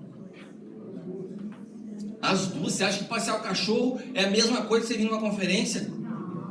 Mas vocês falaram que é a mesma coisa, vocês estão tentando acertar no chute. Eu conheço, meu irmão. Conheço essa natureza adâmica que reside na tua vida. Olha pro teu irmão e fala assim: eu amo a religião, eu não quero largar da religião. Ele está me arrancando daquilo que eu mais gosto. Sabe o que a gente precisa entender, irmãos? É que não existe ação espiritual. Nós somos seres espirituais. Aleluia! E se nós somos seres espirituais, se eu estou comendo um peixe na praia com duas pessoas, eu estou tendo uma atitude espiritual. Se eu estou passeando de barco, eu sou espiritual. Se eu estou no templo, eu sou espiritual. Se eu estou andando no jumento, eu sou espiritual. Cada atitude de Jesus produzia algo no mundo espiritual, porque Ele era espiritual. As minhas ações, elas só manifestam o que eu carrego dentro de mim. E porque a gente não entende isso, a gente fica dando pinta de espiritual, estereótipo de espiritual.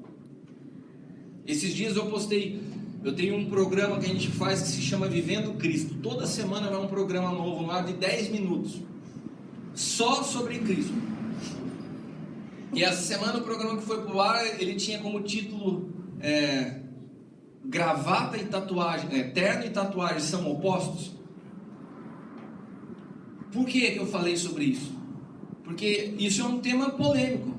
Tem gente que acha que tatuagem não é de Deus. Eu não vou entrar nessa hoje, nem me perguntem, nem me venham com essas perguntas: é tatuagem de Deus? Para com isso, por favor. Eu não uso tatuagem, não tenho, não recomendo ninguém a fazer. A única coisa que eu entendo é que todo o processo de Deus no homem é de dentro para fora.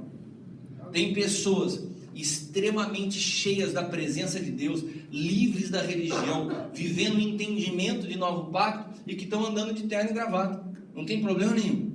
E tem um montão de gente tatuada, andando todo estilosão, extremamente religioso, tem um estereótipo de moderninho, mas o interior é um cara religioso, não entende nada, só mudou os rótulos.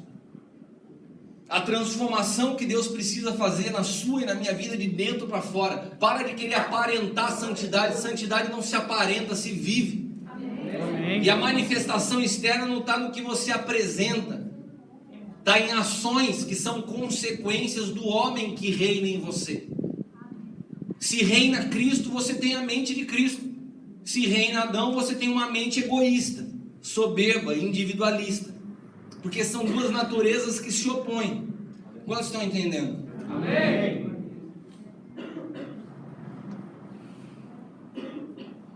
Abra sua Bíblia em Oséias capítulo 6, versículos do 1 e 2.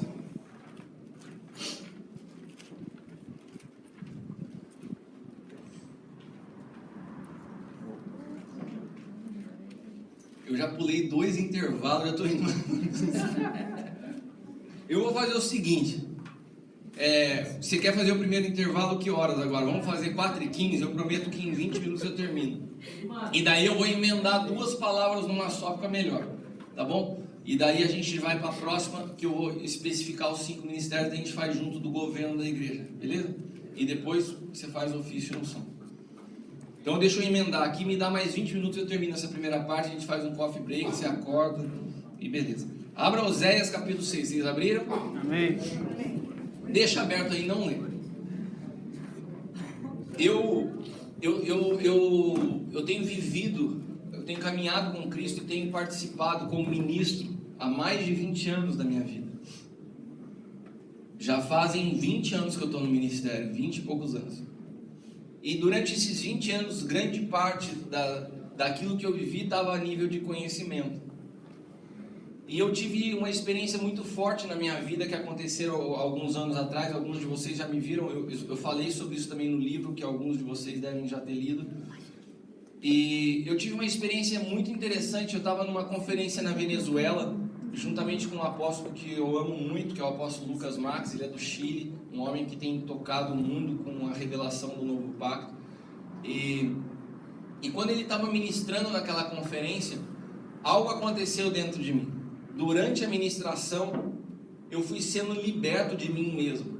Meus olhos foram se abrindo e eu fiquei desesperado, porque eu fui confrontado com uma verdade. Não que eu vivesse em pecado, não é nada disso que eu estou falando. porque eu quero que você entenda que não é isso que eu estou falando que você vive. Eu não vivia isso, mas é como se fosse libertador. Eu comecei a entender coisas que eu não entendia. Só que eu tinha que pregar mais 3 palavras naquela conferência.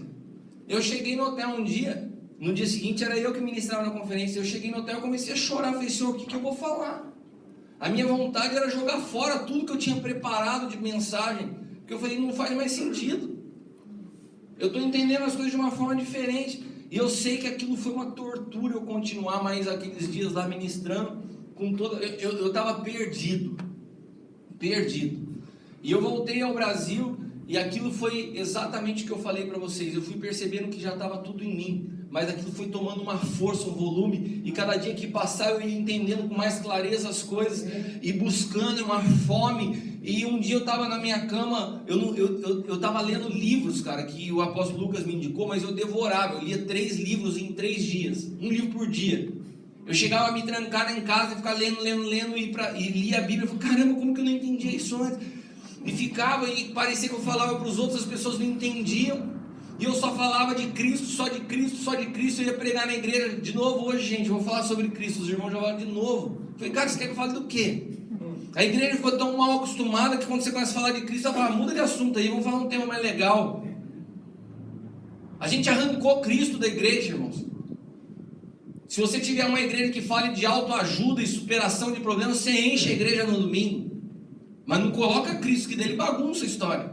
Porque se você falar Cristo e não falar de morte, você está ocultando uma parte do conhecimento de Cristo, porque você conhece só Ele se você se experimenta da sua morte. Daí você experimenta da sua vida. E naquele processo eu estava lendo um livro à noite na minha casa, e eu ouvi o Espírito Santo me falar claramente, organize as tuas anotações. Elas mudaram. E eu peguei meu iPad, e eu tinha anotações de 10 anos registradas. E eu separo minhas anotações em palavras proféticas que eu recebi, estudos que eu ministrei, palavras que eu ouvi de outros pregadores, e eu fui lá, organizando. Quando eu cheguei no ano de 2012 das minhas notas, já eram 11 horas da noite, minha esposa dormindo, eu olhei 2012, primeira palavra de 2012, Lucas Marques, uma conferência na Argentina que eu havia estado em 2012. Eu começo a ler a palavra, era exatamente a mesma palavra que eu tinha acabado de ouvir na Venezuela. Até algumas brincadeiras que ele fez, porque quando eu tomava nota da palavra, eu tomava nota de tudo, até algumas brincadeiras que ele fez para fazer a analogia do novo pacto, as mesmas que ele fez em 2012 foram aqueles que ele tinha acabado de fazer. E eu fiquei revoltado. Eu falei, Senhor, por que eu ouvi essa mesma palavra em 2012 e não produziu nada em mim? E agora eu ouço essa mesma palavra de novo e destrói minha vida. Por que ele não destruiu em 2012? E eu ouvi de novo o Senhor falar para mim, você ainda não havia sido ferido. E eu não entendi. Eu não havia sido ferido. Eu ouvi essa frase, mas eu não entendi. Daí o Senhor falou assim, abre a palavra. E daí o Senhor me deu esse texto de Oséias capítulo 6. Esse texto diz assim, venham, voltemos ao Senhor. Ele nos despedaçou, mas nos trará a cura. Ele nos feriu, mas Ele nos sarará. Depois de 2 dias, nos dará a vida novamente. E ao 3º dia, nos restaurará. Para quê? Para que vivamos em Sua presença. E o Senhor me explicou algo nesse texto. Toda pessoa que quiser experimentar da vida de Cristo, todo ser humano, vai precisar passar por esse processo descrito pelo profeta Oséias no capítulo 6. Oséias aqui, ele está descrevendo a paixão, morte e ressurreição de Cristo. E esse caminho trilhado por Cristo, todos nós vamos ter que passar. Para que a vida de Cristo flua em nós, nós precisamos ser feridos por Ele. Porque todo o processo de enxerto de um ramo na videira precisa ter 2 feridas. Você dá um talo na videira e você dá um talo no ramo. Daí você pega esses 2, se conectam e a vida da videira passa a fluir no ramo. A videira, ela já está, ela já foi, ela continua ferida. A eternidade ela não tem a cronologia dos tempos que eu e você temos. A cruz não aconteceu há 2000 anos atrás. Deus, ele não está limitado ao tempo. Na eternidade, a cruz está acontecendo exatamente agora. Deus pode circular no passado, presente e futuro. A cruz está aberta, Jesus está rasgado, e Ele espera que hoje você seja rasgado, para que você possa se conectar a Ele. Se você não for rasgado e se aproximar dEle, você pode se aproximar, mas a vida dEle não flui para você. Então, quando o Senhor me falou assim, você ainda não havia sido ferido, isso quer dizer o seguinte: tudo que você recebia ficava no teu conhecimento, e você tinha isso anotado porque você achou interessante, ficou registrado no teu espírito, mas ainda não havia vida. Por que que agora essa palavra produziu algo tão violento em você? Porque agora você foi ferido. E quem foi que me feriu? Foi o diabo? A palavra de Deus diz: eu fiz a ferida e eu sararei. O processo que você vai passar ou está passando é sempre o mesmo. Ele vai te ferir, e quando você acha que você já está ferido, vem mais uma etapa, é a desconstrução. Ele te destrói. Ele destrói os teus conceitos, os teus pensamentos, a tua imagem, a tua reputação. Ele te arrebenta. Ele arrebenta aquilo que é o maior inimigo da revelação de Cristo na tua vida. Quem você acha que é? O diabo? Não, é você mesmo. Se ele consegue arrebentar o eu, ele gera em você a Cristo. Então por isso que ele fala, ele fere, ele desconstrói, depois ele tira a sua vida para voltar a dar. É isso que Oséias disse. E esse processo foi o processo que eu experimentei, de ver Cristo sendo formado em mim.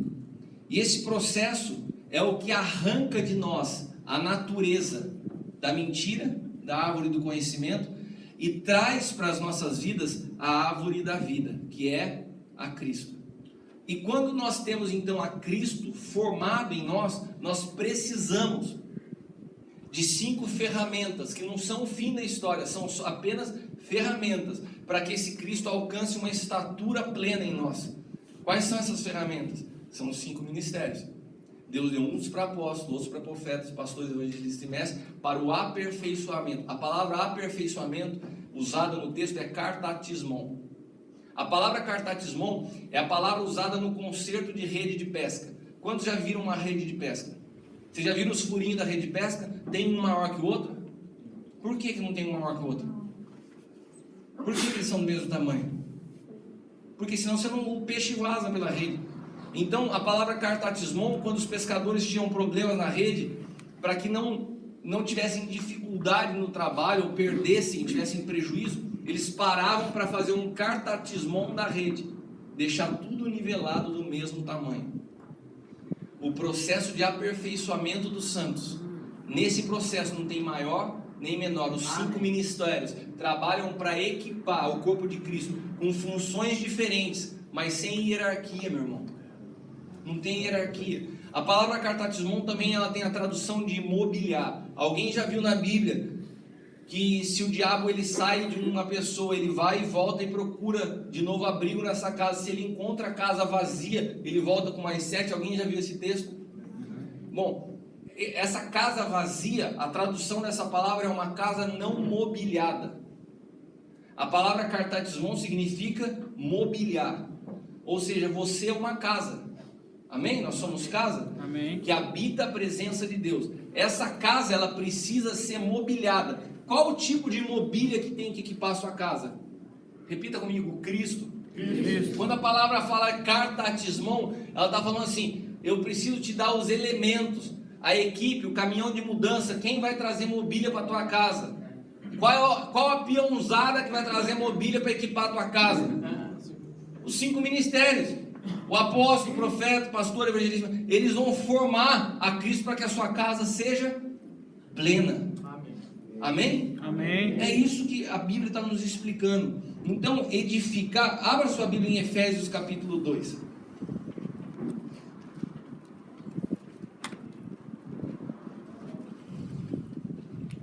Tenho 10 minutos. Efésios 2:20. Edificado sobre o fundamento dos apóstolos, dos profetas, de que Jesus Cristo é a principal pedra de esquina, no qual todo edifício ou casa bem ajustado, cresce para o templo santo do Senhor, no qual também vós juntamente sois edificados para a morada de Deus em espírito. Então você é a morada de Deus na face da terra, para que Deus possa ocupar essa casa por inteiro. Eu e você precisamos dos 5 ministérios. Amém? Amém? Você entende isso? Entende mesmo? Então eu quero só complementar aqui para a gente terminar a minha parte. Eu quero só falar para você o seguinte: nesse processo nós precisamos entender que todo processo de Deus para o homem, ele faz uma analogia no natural com o espiritual. E a maior analogia que tem de formação de um homem é a família. Quando Deus compõe uma família, ele vê um pai, uma mãe que são a cerca de proteção, a mãe que cuida, o pai que dá destino, sempre com funções distintas, para que essa criança possa atingir uma estatura de maturidade e alcançar o teu destino. Na vida espiritual é a mesma coisa. Deus não reconhece pessoas que caminham sem sujeição e submissão. A palavra de Deus diz que todo homem deve estar sujeito a uma autoridade. Se você não tem alguém que fale ao teu coração, você corre perigo. Sabe, daqueles que diziam eu sou de Paulo, eu sou de Apolo, os piores elas, cara, eu sou de Cristo. O cara falou, eu não me sujeito a ninguém. E tem pessoas até hoje que não entendem o assunto paternidade. E um dia eu fui chamado para um debate sobre paternidade numa igreja, com alguns pastores até bem conhecidos hoje no meio gospel. E eu estava posicionando e fundamentando o assunto paternidade. Eu creio que toda paternidade ela é apostólica, porque apostólico significa dar destino, enviar. Então uma paternidade pastoral ela não faz muito sentido, porque o pastor tem mais uma figura materna, de abraçar, de cuidar, de proteger. Então a paternidade ela é na sua natureza apostólica. Eu estava falando sobre isso. Então um dos pastores conhecidos no debate começou a me confrontar, né? Não, eu acho que paternidade é uma nova maneira de manipulação de pessoas. Eu falei assim, depende. Você pode usar de uma verdade para um objetivo pessoal, daí é manipulação. Eu entendo a paternidade como uma plataforma onde os meus filhos sobem em cima e vão mais longe que eu não sufoco ninguém. A paternidade não é sobre ministério e não é sobre pessoas, é a favor de pessoas. E eu amo ser pai, porque eu amo ser filho. Eu não entendo a paternidade como a concessão de autoridade. Se você perguntar aos meus filhos se eu tenho que buscar autoridade, é algo que flui naturalmente. E eu tenho meu coração muito sarado nessa área, porque meu pai natural é meu amigo até hoje. A gente trabalha junto por 20 anos, eu nunca tive uma discussão com meu pai. O Paulo Ricardo conviveu comigo por anos trabalhando junto, você sabe do que eu estou falando. Eu tenho um pai maravilhoso, eu não tenho conflito nessa área. E hoje eu tenho uma paternidade espiritual, que tudo que eu faço e tudo que eu tenho dúvida, eu tenho um cara para me dar destino, para me orientar, para me proteger. Eu não vejo a paternidade como algo opressor, mas eu sou sarado nisso. Quando nós não somos sarados em uma área, nós ministramos a partir das nossas feridas. E quando aquele cara começou a me confrontar, e muito conhecedor da Bíblia, um cara realmente, um mestre na palavra. Qual que é o nome dele mesmo? É esse aí mesmo. Quando ele começou a me confrontar, usando bastante argumentos bíblicos, eu falei assim, essa briga não dá pra mim não. Se eu pegar na Bíblia com esse cara aqui, ele vai embora, ele vai me dar um nó, e eu não tô afim de entrar nessa conversa. E ele começou a Bíblia, pegava. Daí o Senhor me falou assim, faz só uma pergunta para ele. Eu falei, qual, Senhor? Pergunta qual que é o relacionamento dele com o pai dele. Daí no meio da conversa, a gente falando, eu falei assim, cara, deixa eu só te fazer uma pergunta, como que é o teu relacionamento com teu pai? Acabou o debate. O cara baixou a cabeça e literalmente acabou o debate. Eu vi que eu tinha produzido alguma coisa constrangedora que eu não sabia o que era. Depois eu fui saber que ele foi expulso de casa pelo pai aos 15 anos de idade. O cara tem horror a esse assunto, não porque o assunto não seja de Deus, porque é um assunto que machuca a vida dele. Mas o cara está tão cego que ele se fecha de argumentos para bater em algo que ele teve uma experiência negativa dele. E ninguém pode, através das suas experiências negativas de vida, ministrar a palavra de Deus. Eu não falo aquilo que eu quero, eu falo aquilo que é verdade. Então a paternidade, ela só tem uma resistência na face da terra, de filhos que tiveram problemas com seus pais. E esses, eu não posso deixar de falar, eu tenho que produzir cura. Porque se você não consegue sarar o teu entendimento do que é paternidade, você vai ter dificuldade de entender Deus que é Pai e se manifesta como Pai. A palavra de Deus não diz que Deus nos deu o Espírito que clama, Bé, nos deu o Espírito que clama, Abba. Deus gerou em você uma identidade de filho e não de ovelha. E se você é filho, você precisa aprender a se relacionar com o Pai. Só que Deus não deixa as coisas invisíveis. Deus sempre traz a figura de uma pessoa. Porque se eu não consigo amar alguém que eu vejo, como que eu falo que eu amo um Deus que eu não vejo? Como que eu não me relaciono com alguém que quer cuidar de mim como pai? E eu vou falar que eu vou deixar que Deus cuide de mim como pai. A paternidade é algo que está sendo restaurado nesses dias profeticamente. Porque quando Malaquias diz: restaurarei o coração dos pais aos filhos, dos filhos aos pais, para que eu não venha e fira a terra com maldição. Malaquias, antes de falar essa palavra, ele libera uma palavra profética. Ele fala: nos dias do profeta Elias. Quais são os dias de Elias? Elias simboliza o quê? O ministério profético. Quais foram os ministérios roubados da igreja por séculos? Ministério apostólico e profético. Eu não sei se você sabe, mas o ministério profético, ele foi restaurado à igreja, foi nessa geração. Aleluia. Essa geração viu a restauração do ministério apostólico e profético para dentro da igreja. E Malaquias tinha profetizado lá atrás, nos dias da restauração do ministério profético: eu restaurarei o coração dos pais aos filhos e dos filhos aos pais. Eu vou arrancar da igreja a visão de pastor cuidando de ovelha e vou retornar à igreja a visão de pai e filhos. Porque se eu não sei cuidar de uma pessoa como meu filho, eu não posso cuidar dela como ovelha. Quem cuida de ovelha quer juntar um bando. Quem cuida de filho está preocupado com a individualidade de cada um. Eu tenho 2 filhos, o Caio e a Bruna, que são completamente diferentes um do outro. A educação de cada um deles tem que ser feita sob medida. A mesma palavra que eu falo para o Caio, se eu falar para a Bruna, ela começa a chorar, ela é toda sensível. O mesmo tipo de atenção que eu dou para a Bruna, eu não preciso dar ao Caio. Para a Bruna eu tenho que chegar, a linguagem de amor dela é abraçar. Eu estava saindo hoje cansado de manhã da igreja, ela me liga, eu falei assim: cara, será que é alguma coisa urgente? A Bruna: pai, compra figurinha para mim antes de vir para casa. Eu falei: filha, eu estou correndo, eu tenho que almoçar. Pai, eu preciso da minha figurinha.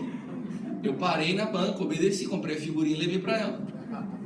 Eu cheguei pro Caio e eu falei assim: Caio, aí, como você tá? Tô de boa, pai, tá tranquilo. Tá bom, para ela tem que levar a figurinha. Agora, o que é mais fácil? Cuidar de ovelha ou cuidar de filho? Põe todo mundo ali, ó, dá o mesmo passo.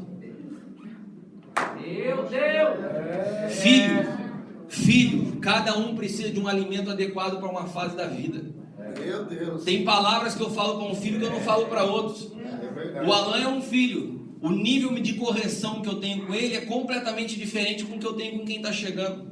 Ele caminha comigo há anos. Tem gente que chega agora e fala assim: ah, eu queria estar perto de você como está o Alan. Eu falei: você suportaria o que ele suporta? Meu Deus. Agora, se nós não restaurarmos na igreja o entendimento do que é paternidade, nós não vamos produzir filhos. E se a gente não produz filhos, a gente tem um problema sério. Porque a criação anseia pela manifestação dos filhos. Aleluia. Uma igreja que não manifesta filhos, ela não produz transformação na face da terra. E sabe qual são os filhos que a criação anseia?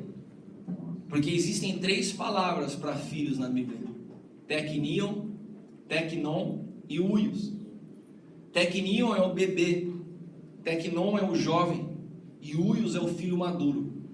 Sabe quando a palavra de Deus diz que Ele nos enviou o Espírito que clama Abba, Pai?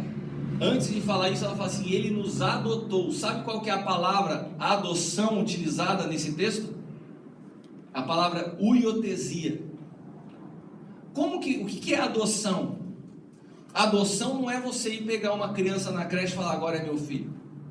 A adoção, a palavra utilizada é uiotesia, o processo de levar uma criança à maturidade. A uiotesia para os judeus, o processo de adoção dos judeus acontecia aos 30 anos de idade. Era o momento em que o homem era reconhecido como apto, maduro, para administrar a herança do pai. Ele se tornava um filho uios. Por que Jesus iniciou seu ministério aos 30 anos? Porque ele tinha que cumprir toda a lei. Com 30 anos, segundo os judeus, ele se tornou uios. Então ele estava apto a administrar os negócios do pai. Sabe qual é o nosso problema como igreja? Porque a gente entende que levar as pessoas a Jesus é falar assim: você já fez a oração de confissão? Então repete comigo. Senhor, eu recebo o Senhor como meu único Senhor e Salvador, aleluia, glória a Deus, amém. Irmãos, ganhei alguém para Jesus hoje. Cadê o cara? Está lá na rua. Porque ele falou meia dúzia de palavras que ele nem sabe o que estava falando. Você acha que você ganhou o cara para Jesus? A nossa responsabilidade como igreja é levar alguém da posição de tecnia a uios. Eu tenho que acompanhar. Isso é ser pai. Então é muito confortável como igreja continuar pensando como pastor. Eu taco todo mundo no rebanho, quem quer vem, quem não quer fica. Isso não é mentalidade de pai. O pai dá a vida por um filho. E um pai tem a responsabilidade até que esse filho seja maduro. Então quem fala contra a paternidade é porque não entendeu ou porque tem ainda ferida na tua alma com relação ao assunto. Porque a paternidade ela traz para o pai muito mais responsabilidade. É muito mais fácil eu ter as pessoas que caminham comigo como ovelhas do que como filhos. Anteontem eu estava indo para Campinas ministrar numa igreja. Eu recebi 3 telefonemas daqui a Campinas, dá 2 horas pela Dom Pedro. Eu acabei a viagem inteirinha sem conseguir falar com a galera que estava no carro comigo por nem 10 minutos. Quem eram? Filhos. Que filhos? Pastores, que cuidam de centenas de pessoas. Um estava deixando a esposa, se separando, o outro embriagado, falando torto no telefone. Essa é a realidade da igreja hoje, de pessoas despreparadas, de pessoas precoces sendo lançadas ao ministério, de pessoas que estão mortas e estão levando outros à morte, porque não tem a humildade de sentar para receber a revelação de Cristo. E se nós não temos Cristo, nós não temos nada para dar. Glória a Deus. A igreja consiste em formar Cristo. Se eu não tenho Cristo, se eu não conheço a Cristo, se eu não falo de Cristo, é melhor que eu fique sentado. Irmãos, é muito sério. A igreja não é minha nem a tua, ela tem um Senhor, e eu tenho que estar conformado com a visão dele, não criar a minha. Glória a Deus. Quando nós falamos de 5 ministérios, nós estamos falando de adequar a igreja ao modelo divino e não ao modelo pessoal. Quando nós falamos de paternidade, nós estamos falando de deixar o nosso coração ser discipulado, disciplinado, ensinado, guardado, para ser enviado no tempo oportuno. E com isso eu finalizo. Aquele menino, tinha uma mulher chamada na Bíblia de Sunamita. E ela certa vez viu o profeta passando por ali, e aquela mulher falou assim: esse é um homem de Deus. Tem gente que acha que porque ela reconheceu que ele era um homem de Deus, ela o honrou. Não, ninguém honra só com palavras.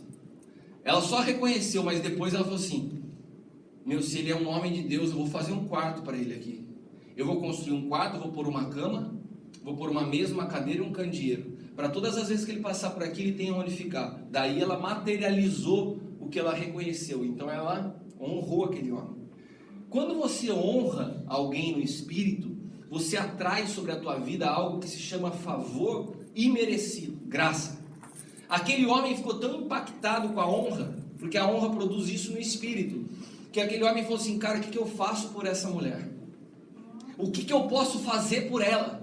Por quê? Porque a honra tocou no céu, e quando ela toca no céu, ela volta com um comando do céu para a terra. Tem que ter recompensa. E aquele homem falou: tem que fazer algo. O que eu posso fazer por ela? Daí o servo dele fala assim: ela não tem filho. Então demorou. Mandar um filho para ela. Aquela mulher, então ela engravida, dá luz ao filho, e ela fica maravilhada. E uma mulher maravilhada com um filho que não podia ter é um perigo, meu irmão. Sabe o que ela faz? Ela mima o filho. E aquela criança, como diz o Djalma Toledo, na minha mente santificada, aquela criança foi mimada. Porque ela foi o filho que ninguém estava esperando, dado por Deus. E um filho mimado, às vezes ele queima etapa na vida. E diz a palavra mais à frente no texto que aquele menino foi enviado ao campo da cega. O campo da cega não é um lugar de meninos. O campo da cega significa e simboliza o ministério. Mas aquele menino foi enviado de forma precipitada ao ministério. Por quê? Porque ele tinha pais que não estavam preparados para dar destino. Não foram preparados para ser pai, receberam o filho como um presente. E daí enviam precipitadamente o menino para o campo da cega. O que acontece com aquele menino? Começa a ter dor aonde? Por que ele começa a ter dor da cabeça? Porque o ministério não é um lugar para funcionar com a sua cabeça. Só vai para o ministério quem perdeu a cabeça, e Cristo é o cabeça. E ele começa a ter dor da cabeça apontando para algo. Você não está apto para estar aqui, moleque. Você não está preparado para isso. E só tem uma solução quando nós não estamos preparados para algo: a morte. E aquele menino morreu. Só que Deus não vê a morte como o fim da linha. Ele vê como o começo da história. Teve alguém que certa vez disse: eu sou a ressurreição e a vida. Aquele que crê em mim, ainda que esteja morto, viverá. E aquele menino então ele volta à vida. O profeta o ressuscita. O ministério profético fala para ele: não é o pai e a mãe natural que te falam ao tempo de você ir para a cega, mas o ministério profético agora gera vida em você. E agora sim você está apto para começar as coisas. Então ninguém pode nascer para o ministério sem o envio. Envio precipitado produz morte. Sabe por que tem muitos pastores morrendo? Porque almejavam o ministério como fruto de realização pessoal, e não sabem o que é o peso espiritual de estar à frente da igreja do Senhor. A igreja não é um lugar para meninos precipitados, mas para homens maduros, lançados e enviados no tempo preciso. Amém. Não se precipite por ministério. Permita que você seja formado como filho, porque a única escola para ser pai é ser um bom filho. Amém? Amém. Vamos colocar de pé.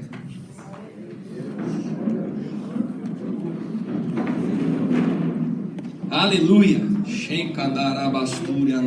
Feche os seus olhos. Ô Senhor Pai amado, nós queremos te agradecer por essa tarde, por essa liberdade no Espírito, porque nós sabemos, Pai amado, que hoje o Senhor decidiu marcar esse dia para desconstruir algumas coisas. Eu posso ver homens e mulheres sendo levantados a partir de hoje, Pai amado, com uma visão precisa, profética, sendo, Pai amado, enxertados na verdade, para manifestarem verdade. Nós declaramos esse tempo de edificação da tua igreja, não segundo nossa visão, mas segundo o teu modelo. Nos submetemos a isso. Continua falando conosco nessa tarde. Nos guarda nesse mesmo espírito, nessa mesma atmosfera de entendimento. Arranca todo o cansaço, para que possamos absorver tudo que o Senhor tem para nós no dia de hoje. Em nome de Jesus, amém. Amém, irmãos.